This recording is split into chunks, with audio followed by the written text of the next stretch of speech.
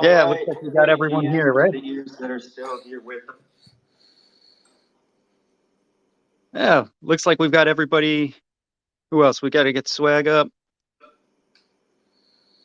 Yes, let's get TK from ISKRA and Michael as the speakers, and I think we can start momentarily. Excellent. We need to get some intro music here for future episodes, huh? Can you hit us up with some special sound effects, Bobby? How do I start humming something? The first thing that came Go to for mind was like it. a game show theme song. Na, na, na, na, na, na, na, na. We got to do better than that. We've got all these gamers in here. We can come up with some better music. Love that. So let's see. We got Bastion X Max, Nestor, Levent, Nil, Jumi Love, Sky Power, Shimi Bull, Halil, A1, BB Suinai, Crypto Love, Konimo, Look, Bull, Zanga, S Deck, Luigi, Milo Jacovi, Ak, Hans. Man, saying names is hard. Let's give it another couple minutes for folks to trickle in here. Thanks for all the guests for lining up. And if we want to start going around, maybe doing some intros, now's a great time to do that. Try and keep it short so we can make the most of this hour with all these awesome guests we've got. We are recording, just so everybody knows it's live. We're going to have this up on our Yoda Labs YouTube and wherever else we can get it in the weeks ahead. Cool. So let's go around here. We got Oasis with us. They're the ones who actually pulled this all together and started it for us. So let's start at the top with our awesome hosts from Oasis. I've got a bag of rose. I've had steak for a while now. Let me lead with that disclaimer. Well, that's awesome to hear. Glad that you're part of the Oasis ecosystem. I'm Will, Ecosystem Growth Manager here at Oasis. Sort of my role is to work with our various departments, BD, community marketing, and engineering, to set strategy and find sort of the prioritization to help grow the ecosystem. Awesome. Great to have you here, Will.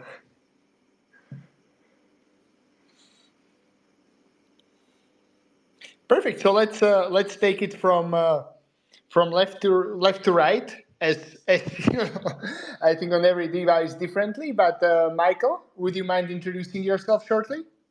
Yeah, sure. Hey, good morning, guys. Michael here, CEO of Star Atlas. We've been around for a while, so I suspect a lot of people probably know what we're building. But we were pioneers on Solana, and we are building out a hypermassive space exploration, massively multiplayer online game using Unreal Engine 5. We actually have today's a really exciting day for me to be on. We have a big launch kicking off in our browser-based application, but I'll just note really quickly, we have our flagship product. That's an Unreal Engine. Just this past weekend, we ran a major technical test with our multiplayer faction-based shooter.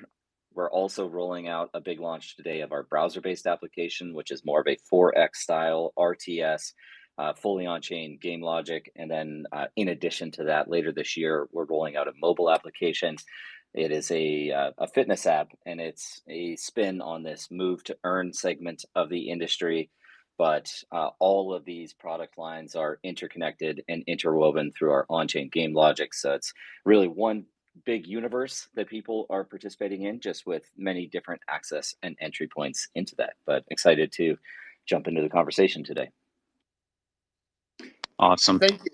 Great to have you here, Michael. And yeah, looking forward to hearing a little bit later on about the ship that got sold this week. So yeah, those are some exciting numbers to mention. Okay, so next, TK from ISKRA. Would you mind doing a short introduction of yourself and ISKRA, please? Sure. Can you guys hear me, right? Yes, loud and clear. Okay. Yeah, really great to see you again, Sam and Bobby as well. Yeah, it's been a while. So, hi everyone, this is TK. I'm leading the global business development and partnerships at ISKRA. You guys maybe are not familiar with who we are, so we would like to share the short blog about the project. ISKRA is an all-in-one Web3 gaming hub that aims to provide a system of fair compensation on contribution while providing enjoyable Web3 games to all the stakeholders in the community, including developers serving the Web3 games and gamers definitely, and also participants who are seeking certain financial benefits from the Web3 games participation. So really a great excited to be the part of today's chat, and thank you Pixel Runners and Yoda Labs for inviting me to this valuable discussion. So let's have fun talk today. Thank you.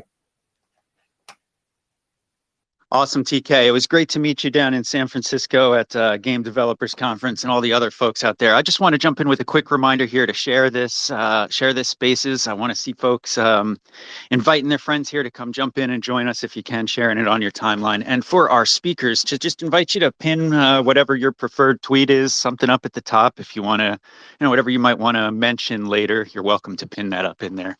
And let's keep the circle going here while everybody is sharing this space on their timeline. I didn't prompt the next person. Next for me is Onchain here. So Onchain Guy from Polychainmon. What's up? Hi, good morning, everyone, or here in Europe, good evening. I'm Sebastian, or here on Twitter, Onchain Guy. From Polychain Monsters. I'm one of the co-founders, and we are currently working on a fully on-chain battle game where you play against other players with your monsters. And here we are also deploying to Oasis Sapphire. And that's where we are very thankful to the Oasis community and Will for bringing us to the space. And it's awesome to work with you guys, and looking forward to the future together. Awesome. Thank you, Sebastian. Great having you here. And Bobby, would you mind introducing yourself as well? Sure, I guess I jumped right over all of that. But I'm Bobby Kunta from Yoda Labs. I've been with the Yoda team maybe 4 months now. They've been around about a year. We're a content house and a game partner, growth partner for games. Basically, the mission is to get as much information out there about Web3 gaming opportunities for gamers and investors to make the most informed decisions possible. Go subscribe to the newsletter. We're putting out threads and research reports and all kinds of deep content articles every day, publishing something new. So thanks for the support, everybody. Go register at yodalabs.io. And thanks for everybody for joining us here. So where else we got here? I hate to monopolize the time here. Really, this is about the awesome guests here. So it seems like an hour always goes so quick too, especially once we've got these different ecosystems to get into and we all get so passionate. And I'm sure folks out there are going to have questions. So who else do we have to introduce in here? I think that's it, right? We did our circle here, Sam? Yes. I would just shortly mention myself. So at last, but not at least, I'm Samuel, and I'm a new CMO in Pixel Realm. We are a launchpad focusing exclusively on gaming projects and gaming coins. So we are Web3 gaming fully focused. Also, we have a studio. There is a rumor that we have like 2 games coming out this week, more to be announced. And we just partnered up with Oasis Network since we also like focusing on gaming NFTs, and they are providing some super cool features for the auctions of the NFTs, and we're gonna learn more about it deeper into the space. So yeah, great to be here. I just heard an awesome little alpha leak in there. I don't even know if that was supposed to come out, but I'm going to put the magnifying glass over it anyways for those people lucky enough to be listening. But you just said there's a studio and a game and more to be said later. And I don't know, that was pretty exciting for me. So if anybody else is listening, maybe you should get a little excited. Let's see, I'm going to face the consequences tomorrow when the team listens to this from the recording. So let's see how it works out. All right. Well, what order do you want to go in here, Sam? I'm going to let you guide us through the beginning here. Okay, so I would start, maybe, and please to all of our speakers, we can do either raise hands or if you feel like just that you want to share, just like jump in. But I would like to open the space with a little bit of like a discussion block. Like where do you see like the current use of the NFT in Web3 gaming now? What is working, what is not, like what are the current challenges that you maybe and your project is like facing? What are you doing to solve it? And where do you see this like heading into the future? Like, is it going to be just like cosmetics, sort of like vehicle in the gaming? Does it have like also potential to become like a gameplay vehicle, for the characters to have like special skills? Of course, like not necessarily like stronger characters, just like differently balanced characters. Like we can see in the games like Mortal Kombat or Tekken. Just like still they're like very well balanced, but different characters, different skills. Or do you feel like there's a potential of having like exclusive guilds, memberships, locations, membership skis? How do you see use of NFTs currently? What are the obstacles? What is your project doing to overcome it? And where do you see the future of it? So I'm curious to hear from our guests. Jump on in. Yes. And I see Michael and then Sebastian. Michael, go ahead. Yeah, just want to kick things off with a bit of a controversial take on NFTs as gating mechanisms into games. I've heard a lot of criticism out there about using NFTs as the access point for a game, but personally, I think this is a great use case. I think looking at Star Atlas in particular, we really don't have a monetization strategy around game access itself, which would be very commonplace in any traditional game that you download off of Steam or Epic Game Store. You're paying for access to the title and paying for access to the content. I think what we're able to evolve into, though, with the sale of things like NFTs is actually providing free access to the game itself and some level of content. This is effectively like a free to play strategy where you can get into the game, you can start playing. But if you actually want to, say, progress along with a character or exceed a certain threshold, then it requires this purchase or acquisition of some NFT asset that could be a character. In our case, it could be land, it could be productive land or residential land, commercial land, some way to participate in the ecosystem. And you do that through the acquisition or purchase of one of these NFTs. And I think this is extremely powerful. It really opens up the doors to a lot of new players to come in and experience what you're doing. And there's only that hook, that catch of, exceeding a certain point where there is a purchasing requirement. And I guess from my viewpoint, I'm just not really sure why people are critical of this idea of having a form of payment to get in and to access the game. Personally, I think, again, any game charges for access to the title. So Web3 shouldn't necessarily imply that everything has to be free. And I think one of the big benefits of these NFTs, especially to the extent it's supported by the team or the studio, or just simply put by the technology, enabling your players then to freely transact in those assets at some point later because they genuinely own this asset in their wallet, is extremely favorable. Extremely favorable to that user. So otherwise, there are infinite use cases for how NFTs can be applied. You described some of them, skins or cosmetics.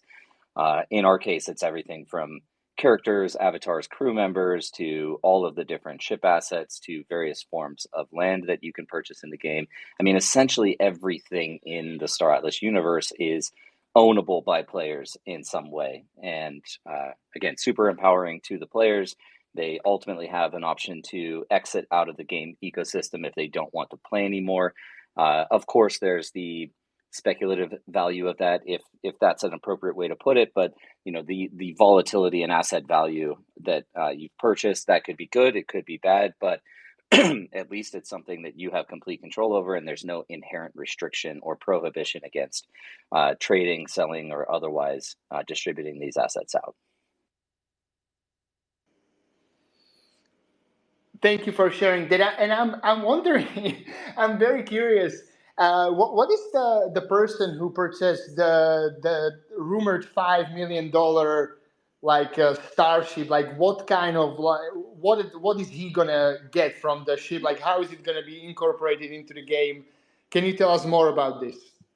Yeah, definitely. So we have a number of different classes of ships, everything from an extra small all the way up to this Titan class, and it's an exponential curve. So your extra small ships are starting point around $15.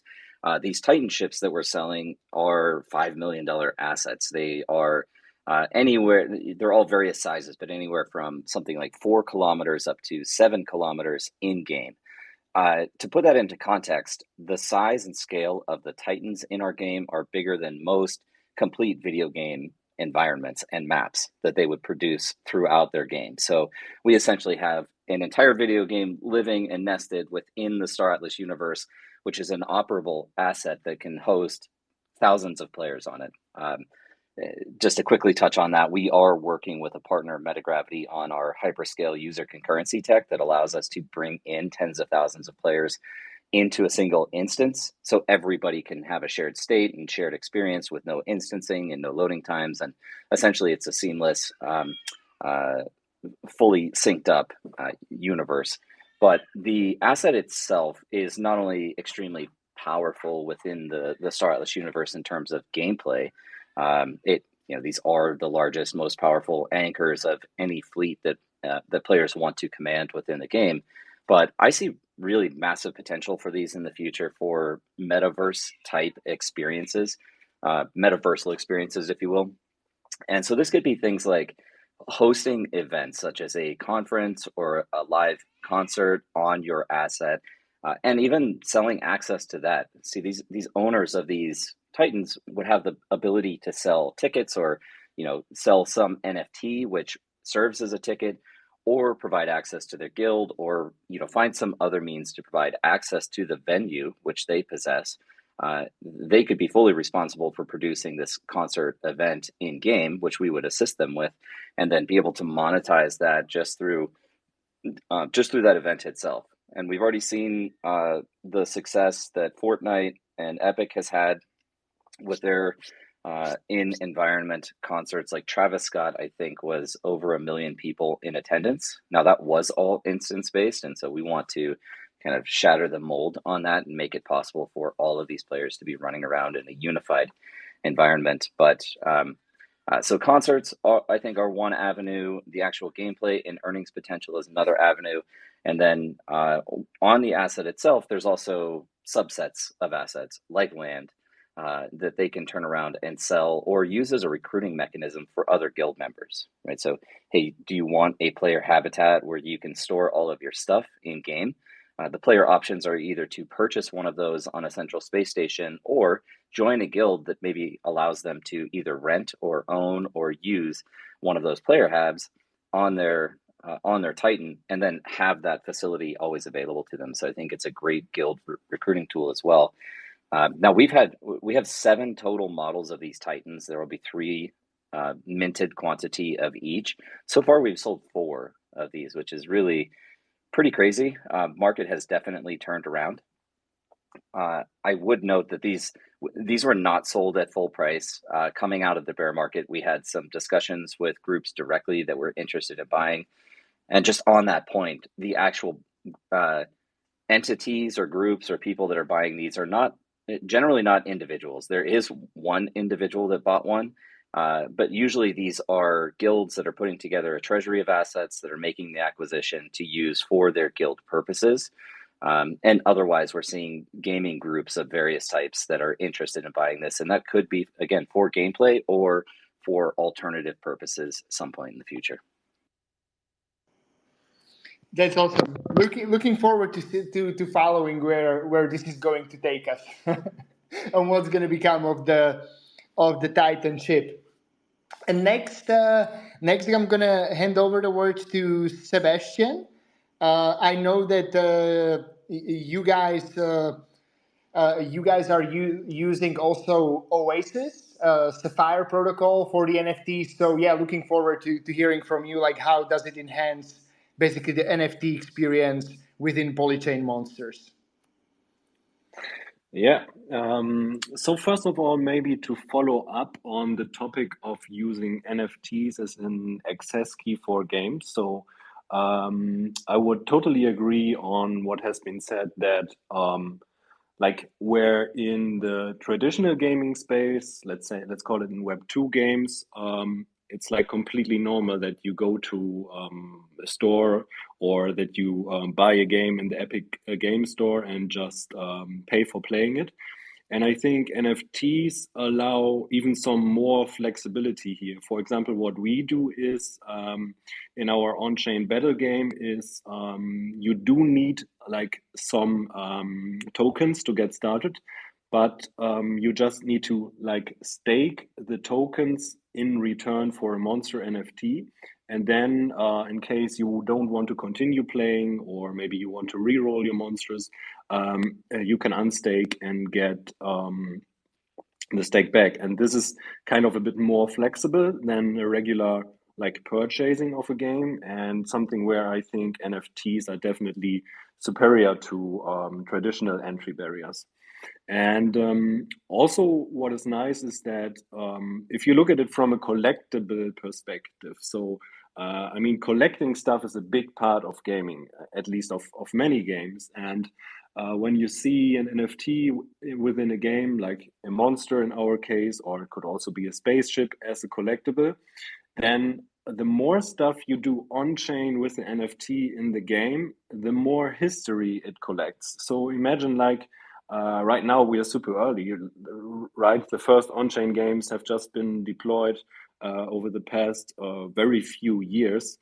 And imagine like in 20 years from now, you might have some NFTs from 2023 or 2024 where you got all the playing history of these NFTs on chain, and you might be able to look up that a certain monster has been played in the past by a very successful and famous player who was like world champion in a certain game or so.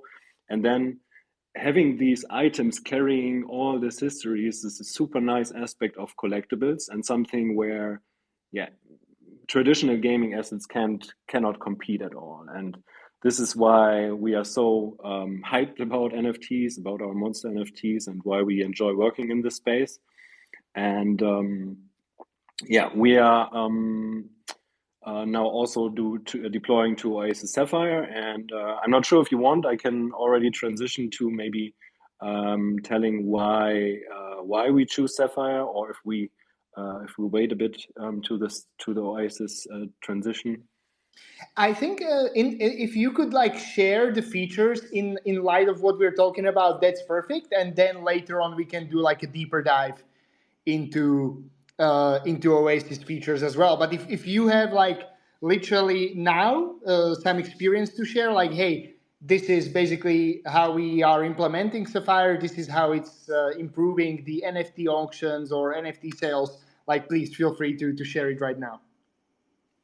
Yeah, so maybe I will keep it brief so that we like can stay still keep the NFT main topic. But what we are doing is that we are using the confidential transactions on Oasis Sapphire to actually submit the battle moves on chain. So our monsters can have different sorts of moves. They can run and attack other players with, or run defensive moves. And of course, if you have everything on chain, like the full battle history, and here we are again back on the history topic, where really every battle is on chain, then that means, okay, also every attack is transparent on the blockchain. And here, like if you have bots playing, for example, then these bots would just see what the opponent is doing and could just react accordingly, and then the battles would be very boring. And there are different solutions for this. For example, you could run a commit reveal scheme. But what's really nice about Oasis Sapphire is that by having these confidential transactions, the moves, the attacks can just be submitted to the chain confidential first, and then revealed later. And this is a very nice feature, and still also contributes to the history of NFTs, to the battle history in our case. And yeah.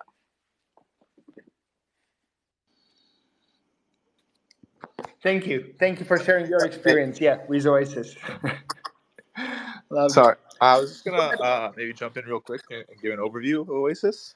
So, Oasis is the first ever confidential EVM. So it supports encrypted transactions, as Sebastian just said. I guess in the area of NFTs, we're a layer 1/layer 2 platform. So we're not necessarily using NFTs like in a game or anything like that, but we aim to sort of expand what can be done with NFTs. So like one of the things that I've thought about is attaching like confidential lore to items in games, so that like each player has a unique experience. Like maybe there's multiple of the same item, but each item has different lore attached to it. Or potentially you can add like hidden stats to items.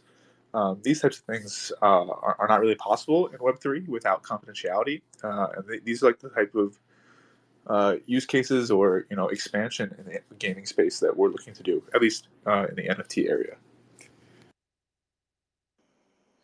Yeah, it's interesting. It never came up to me, but like now when you're sharing it, like like the strategy games, like there's basically no secrets on chains and how secrets are, or important to the gameplay or to feeling that something is really unique within the game, and. I would just like to ask TK from ISKRA. Like TK, you have multiple games. You have a very similar game. I think you have the Monster Master game. Like, how are you using NFTs across the games?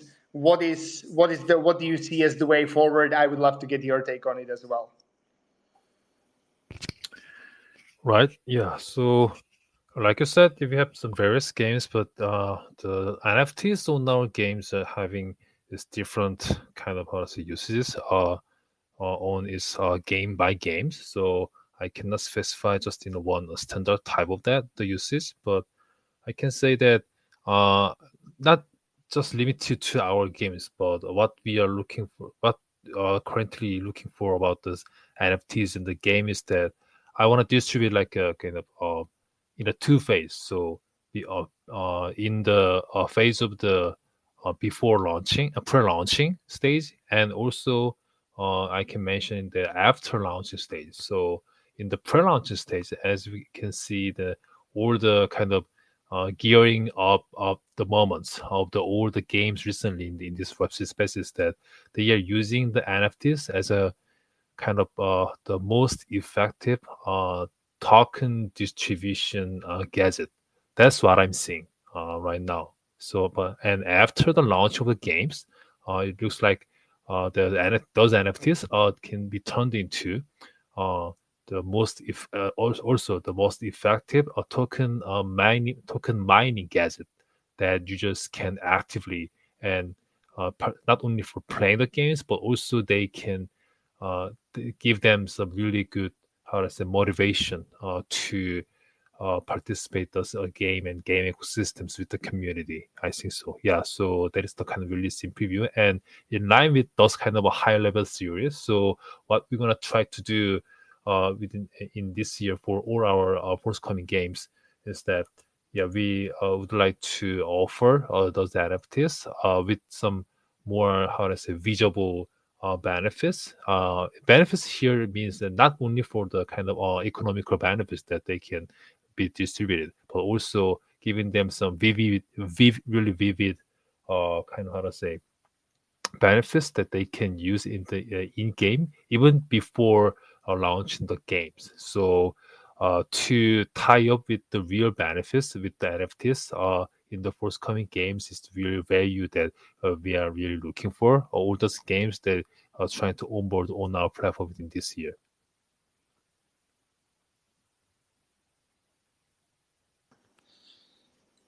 Awesome. Thank you for sharing that, TK. And just to mention, you guys are also moving your gaming ecosystem to base. Is that correct? Yes, correct. Actually, we announced it very recently during the GDC last week. Yep.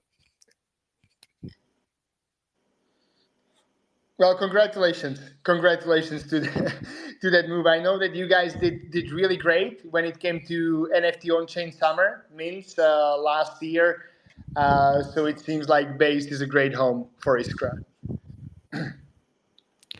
Yeah, actually, if I have some more time to add up a bit about that, so well, we've started to talk with the base since February last year, 2023. So we really want to be regarded as a kind of eye-catching builder in the Web3 gaming space, not just the app deployer on the base mainnet. So our team spent a bunch of the resources on priority with the work related to the base team. So fortunately, we have capability that base was seeking at the time, kind of that capability that base was seeking was open door to the Asia, because we are majorly based in the Korea and in other Southeast Asia gamers, by kind of launching some good Korean-based games to those markets. So it sounded really makes sense that we collabed each other meaning here is that us and the base side.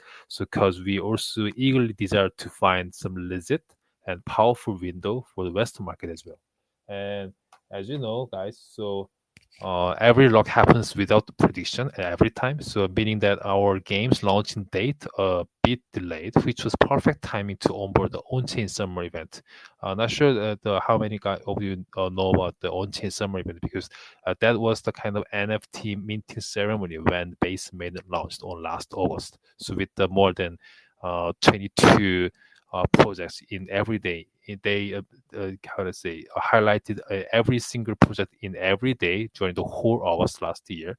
So this was the story, and the more important thing was in the result of it. So we were participating in that on-chain summer event with our the first base mainnet deployed game in-house developed one called Clashmon action RPG. So we were at there with that game's mystery box minting and got thankfully a first rank in terms of the number of the mints, which is aggregated over 80k mystery box minted at the time, which overrided robust IPs like Coca-Cola, Atari, Parallel, and so on.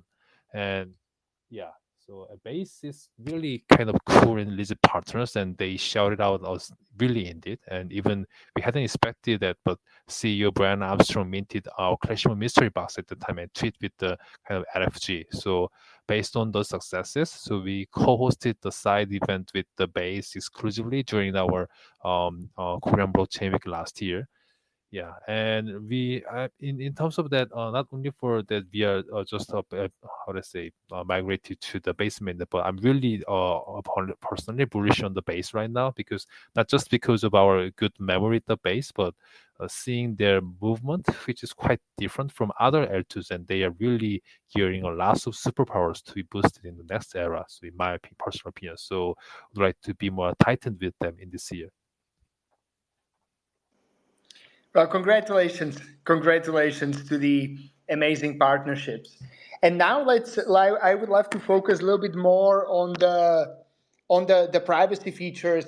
And as I'm just like thinking about like sort of like monster kind of like, let's say just like Pokemon kind of game, like Will Sebastian, like I'm just thinking like if I'm playing like kind of like Pokemon or monster kind of game, like if it's on chain and I do not have privacy, then like basically bots could be able to see like like what kind of monsters I want to use, and these features would also like allow me to sort of keep it secret. Or how would that work basically? How does the combat, or can I keep like sort of like the champions, the monsters that I choose for the combat secret, my cards, so that the opponent doesn't know what cards I have and what cards can I use, or monsters?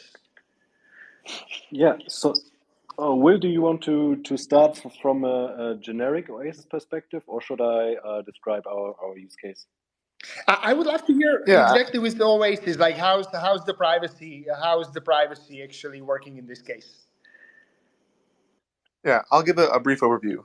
So Oasis, like I mentioned earlier, is the first ever confidential EVM. So basically, what we enable is for smart contracts to have like encrypted state, where they can basically choose what aspects of state are encrypted. So they can be entirely transparent, entirely private, or like anywhere on the spectrum in between. And I think this is great for gaming because, I think all games often have like some aspect of confidential logic. Whether it's like a card game, you can't know what's in the other player's hand. You can't know what card is coming next to the deck. Strategy games often have this fog of war. I'll let Sebastian talk about battling. But even like role-playing games often have like riddles, quests, puzzles where you have to have like some hidden solution. So like the current situation is that these aspects of gameplay are taken off-chain. But when they're taken off-chain, then we lose like the decentralized nature that brought everybody to Web3 in the first place. So I think really what Oasis aims to do is to allow more and more things to be brought on-chain and sort of expand the sophistication and user experience when interacting with Web3 games.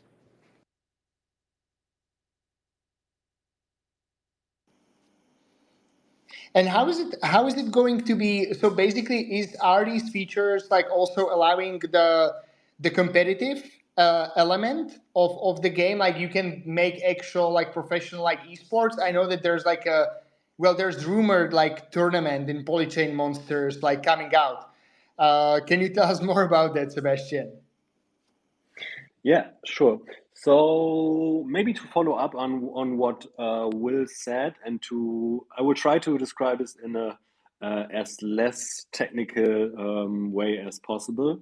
So imagine you have an on-chain game where you play one monster against the other, like in our game, and you want to attack your opponent monster with, let's call it, with a sandstorm.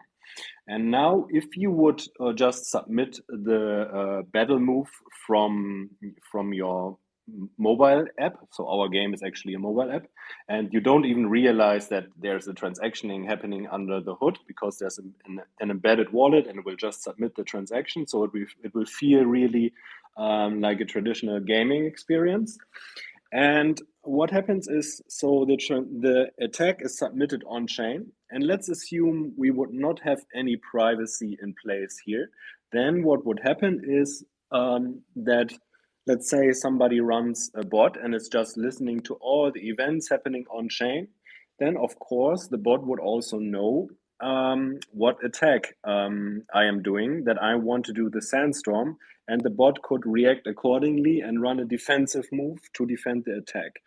And so this is why the privacy aspect is so cool here. And of course, there are, as Will said, there are many other use cases for it.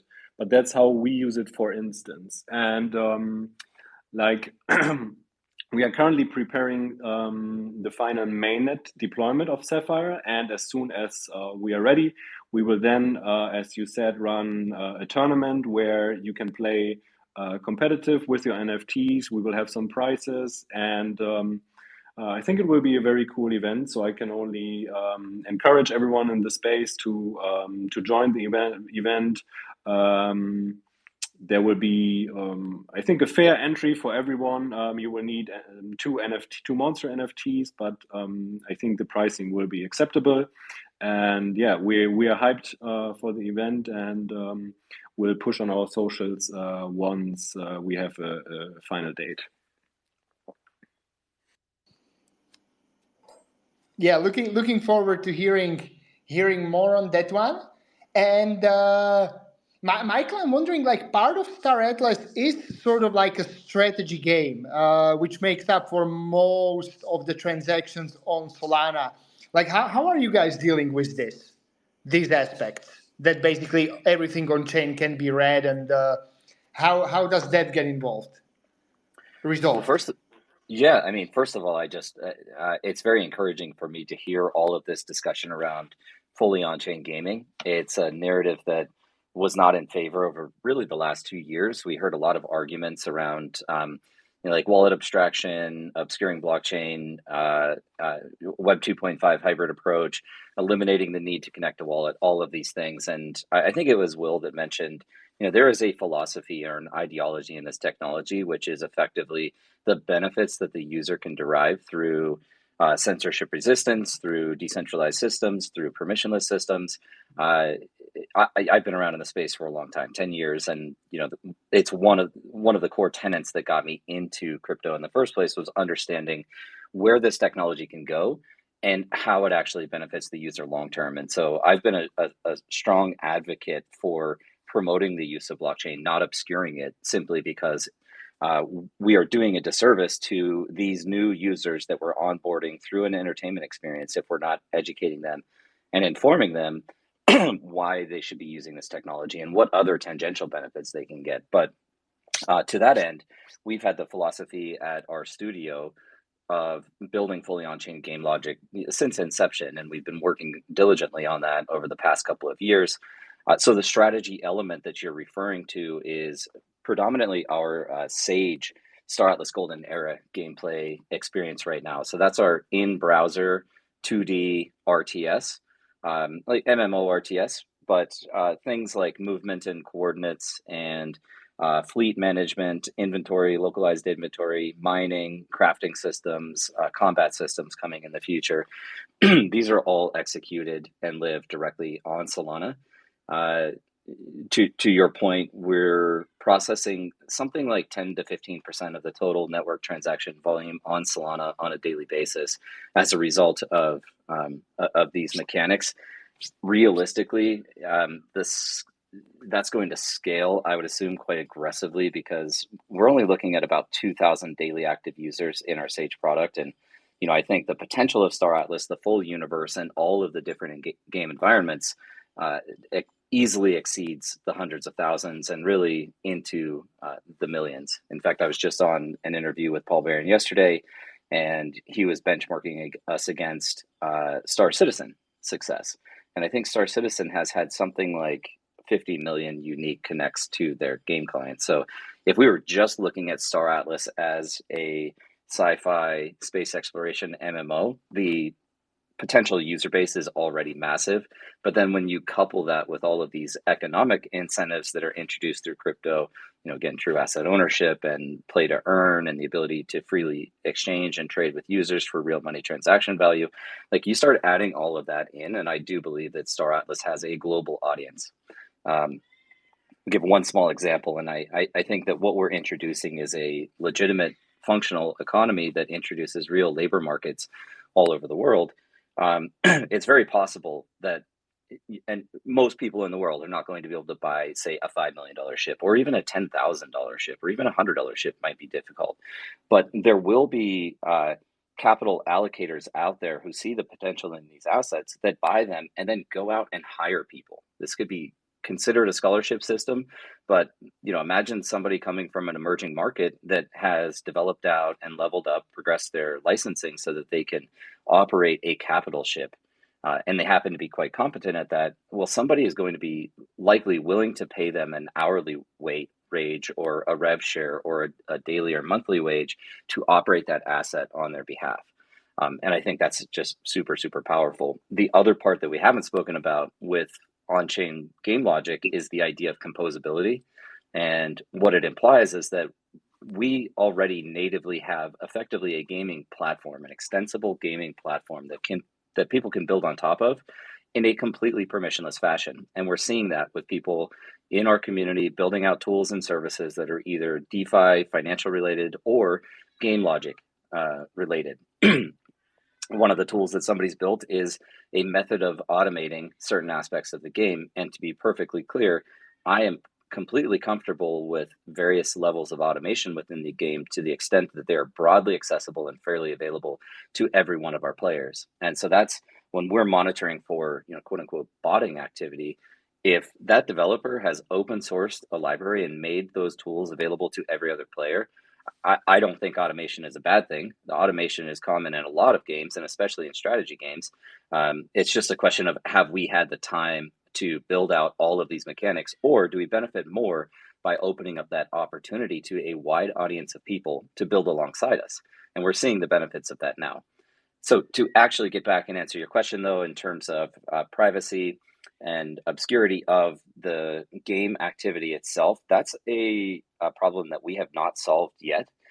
We are looking at zero knowledge as a tool on Solana to be able to satisfy those requirements. We're not there yet. the tools, to my knowledge, do not exist yet on Solana to be able to accomplish these um, zero knowledge proofs on specific game activity. There is the early stages of it, but probably not for the way that we have our logic configured. So I think it's a necessity. It's certainly something that we're driving for. The idea of fog of war, obscuring player locations when we have all of our coordinates and locations directly on chain, though that will be critical, especially as we get into the rollout of our on-chain combat systems. But for now, I again just want to emphasize, I think it's super cool that this fully on-chain gaming topic is coming up in spaces now.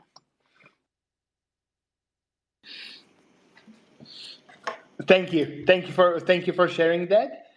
And yeah, as we're also like speaking about like the NFTs and basic like onboarding into it, like I would love to touch on something like what we discussed with Will, as we've been partnering with Oasis Network, and that is basically the auctions of the NFTs. And I remember quite freshly when I just like paid like bunch of money for gas fees and still didn't mint it, like a Persona NFT. And I think there was like we'll have also like experience with something similar with other side from the Bored Ape, like Yuga metaverse universe, let's call it like that.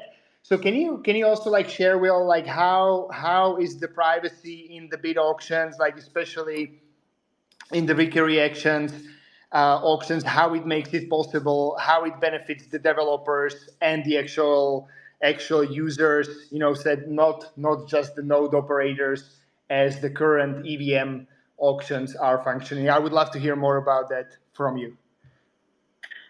Yeah, absolutely. And this is actually one of my, the use cases that I find the most exciting. But basically, in the Web3 space, at least the NFT space for a while, the way that people have been sort of doing the auctions is through whitelists and Dutch auctions and these types of things. And while these auction mechanisms work pretty well in like the real world doesn't have mempools and it doesn't have gas fees. And so A16Z actually did like a five blog series on this, where they talk about like the issues that arise. And I often use the other side land sale as an example. Anyone who was around back then, whether you were participating or not, you probably remember that like the Ethereum network was completely unusable due to congestion. And basically what happened was people were just trying to front run one another, but paying more and more and more gas. So this has a few issues. The first issue is that the network becomes unusable. The second issue is that it has pretty poor price discovery because basically you're not buying the NFT. You're paying for higher amounts of gas, and it's whether you get into the mempool or not. And then finally, the increased value of the NFT actually goes to validators on the Ethereum network and not the NFT creator. And so what we're doing with NFTB or Pixel Realms now is we're creating sealed bid auctions where basically you have the ability to put your best price, and then whoever wins at the end gets their NFT. And this avoids pretty much all of those issues I just talked about. And the really cool thing is that we're using our Opal technology, which we call, which stands for the Oasis privacy layer. And what it means is instead of the NFT auction taking place on Oasis Sapphire, we're actually able to send cross-chain messages so that the payments happen on Sapphire confidentially, but the NFTs are actually unlocked on BNB. And this is something that is useful for sealed bid auctions, but also potentially in gaming. Like Star Atlas earlier was talking about Solana, and they need ZK proofs.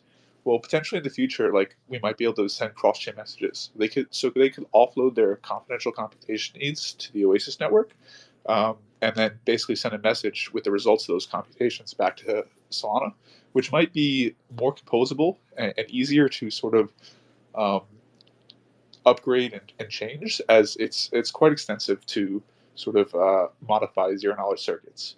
But in terms of the sealed bid auctions, I think this is going to solve a major pain point for a lot of games as well as just NFT auctions by allowing sort of a much better user experience and a much more sophisticated auction mechanism.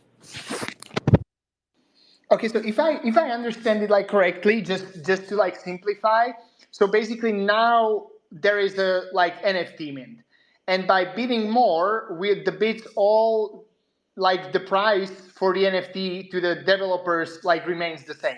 They're still paying, I don't know, the 0.06, the usual 0.06 ETH, while all the increase on the price goes to the node operators. And what we are doing, what you guys are doing, and what we are implementing is that if there's going to be sealbit auctions and people will be putting more ETH or currency towards the NFT mint, this will all end up, so the highest bids are going to get the mints, and this is actually going to go to the game developers instead of the node operators. Do I understand it correctly? Yeah, exactly. And the really cool part is that it also has the sophistication that's necessary, so that people are not able to see what other people's bids are, and therefore they're not able to have this sort of eBay style last minute front running, last second front running type situation. So basically, the best strategy is just put your best price down. And I think that's the goal of any auction mechanism, is that if you can put your best price, and then if that price wins and you get the NFT, like, everyone's happy. And then there's also, I think, even more sophisticated mechanisms that you can do. There's things like second price sealed bid auctions, where you don't pay the price you put down, you actually pay the price of the next highest person, so that, let's say, you're an order of magnitude higher than everybody else, you don't actually suffer for wanting that NFT so bad. You have like a much better price discovery mechanism. And then you can even get really sophisticated with like Vickery Clark Groves auctions, which are actually how like Google ads and Facebook ads often are handled. And basically, yeah, it's a little complicated, but it's a much more fair way of distributing things like ad space, at least in Web 2. So yeah, I'm really excited just to like have this capability in Web 3 and see where it goes, and hopefully have a much better auction process in the future. Yes, so I feel like like what I'm hearing around is like improvement to the basically gamer user, and also like experience and developer experience across the board. And now I would hand it over, like, Bobby, if you would like to take charge of the AMA part of this Twitter space.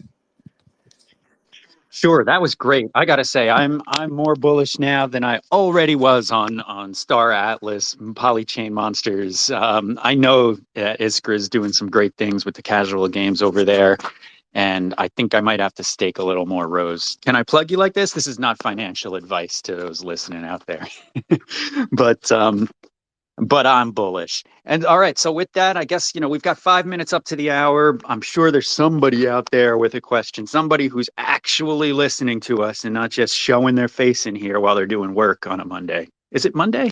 It's Monday in my head, Tuesday. So go ahead, throw some hands up if you've got some questions, you've got some comments, got some ideas. We want to know what the people out there are thinking.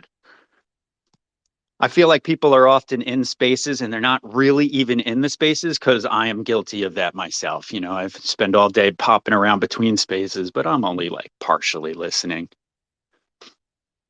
Nothing. I got nothing from anybody out here. So I guess, with that, we could do another quick run around here, Sam, and let folks sign off, say their farewells, maybe let us know where to reach them, where to find out more about these different games, about the games that they're representing. If you want to make more than one plug, here's a great chance to do it. We'll have the captions over this when we post it live on YouTube. So, well, let's do another circle around here and let folks plug their projects, and we'll take it from there.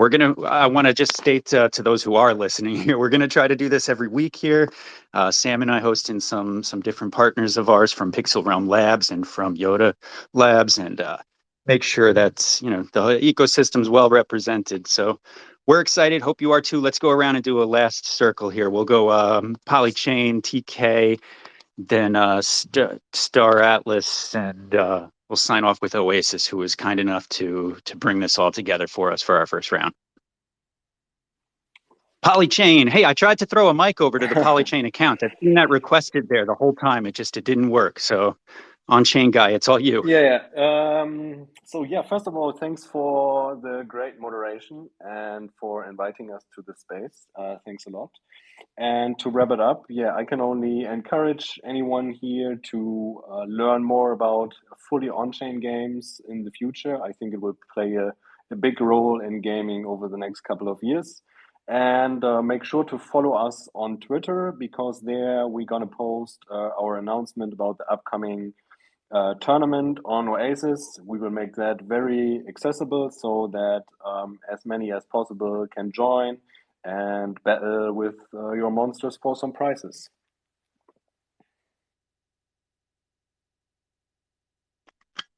Battling monsters. I gotta say that I love battling monsters. It's kind of what got me even into the Web3 gaming in the first place, was battling monsters. I'm not gonna plug a game, but the year was 2020. Who's next on our list here? I see Sam laughing. It's like it's too obvious. What did we say? TK, jump on the mic. Tell us what's up at ISKRA. There's a few games. Tell us where we can find out more. Maybe plug some Twitter accounts or something. Yeah, thanks for me hopping in. So again, me as well. So really, thank you guys for your good moderation and invite us in this kind of honorable discussion. So I just mentioned there about our kind of recent announcement related to base migration, but this is not a finish, but really kind of starting point for this our totally ISKRA next stage. Actually, that's the kind of subject that our CEO we're gonna do his AMA next week. Actually, so meaning that starting from this chain migration, so we are planning to announce new revamped tokenomics, and also trying to really come up with some bunch of the other newses as well, including our not only for chain migration, but we are planning to actually build on our own gaming focused L3 on the base mainnet as well. So actually that is the kind of one of the big chunk that we are really aiming for in terms of the infrastructure perspective. And also we are on our gaming lineup. Actually, we are the platform, so try to onboard a bunch of the games that try to help those Web2 games especially to onboard to the Web3 game spaces. So it's for starters. So we are planning to tease our forthcoming shooting game called Juicy Adventure. Really kind of cute animals kind of shoot and get some juices for their kind of growth characters, something like that. So yeah, those are the kind of lineups that we are planning for in this year, and really good again to mutualize with the having relationship with the Sam and Bobby as well. Let's continue our collaboration work in this year. So let's make some awesome things together and make those things happen, and keep on eyes on us and also other projects as well. Yeah, really thank you, appreciate it. Awesome, TK. I could feel the excitement. Definitely sense it down at GDC, huh? That was a lot of fun seeing all that come together live in San Francisco. Every year, I've been going for the last 4 years. Every year, there's more Web3 gaming, and it was great to see some of our partners like ISKRA down there this year. Michael, take it away. Tell us, Star Atlas, in case there's somebody out there who actually can't figure out where to find more about Star Atlas. Tell us where. Well, I mean, in terms of finding us, definitely hop in our Discord. It almost disappointingly so, that's probably the best place to get fully up to speed. There's just a lot going on, and we post about it, but our community is so passionate, so intense, so informed. Jump into discord.gg/Star Atlas. If you're trying to figure out how to get onboarded. We have an incredible roadmap and lineup this year of releases. We just kicked off last week. I've actually pinned a tweet, but we kicked off last week with something that we're calling Surge. This is a mini game mode within the Unreal Engine client that's on Epic Game Store. And what players are doing is essentially faction versus faction versus faction, team-based, third-person shooter with some extraction components. So you're running around the map, you're killing the opposing faction team, you're collecting tags, and then you need to get to these extraction points to lock in those tags. This is really specifically a technical test. We just had 170 people in a single instance on Saturday. Over the next couple of weeks, we're looking to scale that up to 2,000 players, single instance, one open world. And on the 20th, we will actually have an economic incentivized version of that where you're able to earn Atlas while you play. And we actually have crew packs, crew members, which will be Star Atlas PFPs. It'll be your avatar in game. They're crafting crew members. They're going to work in the mobile companion app in, towards the end of the year. But before we actually mint those and drop those, anybody that participates in our Surge gameplay on the 20th is also going to earn one of those crew members as well. And the way we actually have that backed out is the more players we get into the server, the closer we get to that 2,000 player cap, the better the rewards get. So more Atlas and higher rarity crew members alongside that. Beyond that, our 2.2 launch is really the primary focus of this year. We're looking at a private beta mid-year and then public open access with 24/7 live op gameplay going into the end of the year, end of Q3, maybe sometime in Q4. But that is going to be concentrated on a competitive hover racing gameplay loop, which could either be combat racing or just straight up hover racing against other players. Again, looking at potentially hundreds of players in a race or tens of thousands of players in an instance observing this race. And I would be remiss if I did not mention today is the big update and release of our Sage Star-based client. That's the browser-based client. It'll be at based.staratlas.com. And this is the top-down RTS 4X game. Players are working with their factions to go out and collect resources, craft those into components and items, and then use those for the construction and upgrading of star bases, taking over territories and controlling the map. This ultimately evolves into our combat play, where borders are very much volatile and malleable. But for now, it's working together with your team to secure those star bases. This is where the full economy is activated today, and this is where all of the on-chain gaming logic is activated as of right now. So super exciting launch for us today, and hope to see some of you in there. Michael, when I hear people like you talk about games as awesome as Star Atlas, it just makes me wish I had more time to play games. So, as much as I love hearing all this, I'm also just like the FOMO just surges through me constantly as I hear this. You could do what I do and just play games on Twitter Spaces. Yeah, we got to make a game out of what we're doing in life, right? Make it fun. So here we go. Let's make this one fun. Will, tell us. Let's wrap it up here with Oasis. We got a lot of awesome information out of you, but where can folks go to find more, and maybe how can they reach you or the team specifically? Yeah. Thank you so much for hosting this Twitter space. I enjoyed learning more about ISKRA and Star Atlas, as well as talking a bit about our efforts with NFTB and Polychain Monsters. The best way is probably just to follow us on Twitter, join our Discord, and keep up to date with the news. We'll also be showing up to ETH-DAM in a pretty big way. So if anyone plans to go to ETH-DAM and you want to talk gaming or just privacy in general, please come and find us. And thanks again. Awesome. Love that. And so, with that, we're going to wrap this up here. I'll let Sam give a final plug for Pixel Realm, awesome launch pad for Web3 games. And, I'd be remiss if I didn't tell you all again to go register at yodalabs.io for the newsletter. A lot of valuable, fully hyperlinked information in there every week. What's up, Sam? Tell us, Pixel Realm. Yes, Pixel Realm. So basically a launch pad for all Web3 upcoming projects, Web3 focused, cooperating with you guys, with Yoda Labs to bring the reviews and coverage for the project, 2 mysterious projects in the line, potential incubator. So basically follow our Twitter at Pixel Realm Labs.